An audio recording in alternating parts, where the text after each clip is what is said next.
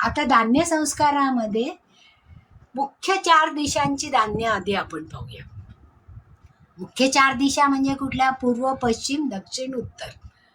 आता घड्याळाच्या दिशेने म्हणजे प्रदक्षिणा मार्गाने जाताना घड्याळ जसं फिरतं तसं उजवीकडून डावीकडे ते फिरतं, हो की नाही? म्हणजे पूर्वेकडे सूर्याकडे जर आपण तोंड करून उभं राहिलो तर ती पूर्व दिशा होते. मग त्या पूर्व दिशेमध्ये कंपासने आपण पूर्व दिशा तर पाहूच शकतो, त्याची डिग्री बरोबर शोधू शकतो.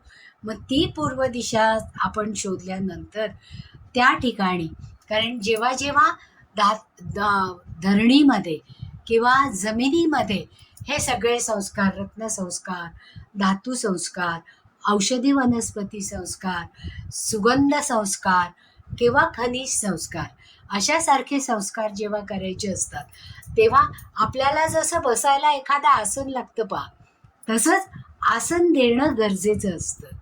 मग हे आसन आपण धान्यानी देतो. धान्यानी म्हणजे लाया ज्या अख्ख्या असतात पहा, की त्या कुठेही तुटलेल्या नसतात. म्हणून लाहीचं आसन हे आपण हे सगळे संस्कार करताना जमिनीमध्ये करतो.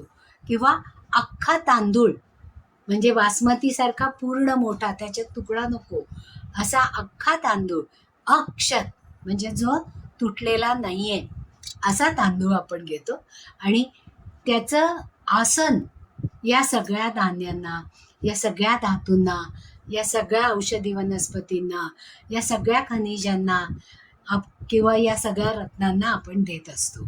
म्हणून त्या त्या दिशांना जर खड्डा करून त्याच्यामध्ये आपल्याला ही धान्य घालायची आहेत.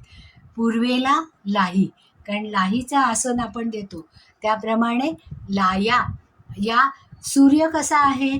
ऊर्जा देणारा, सतत सातत्य राखणारा आणि नियम पाळणारा आहे.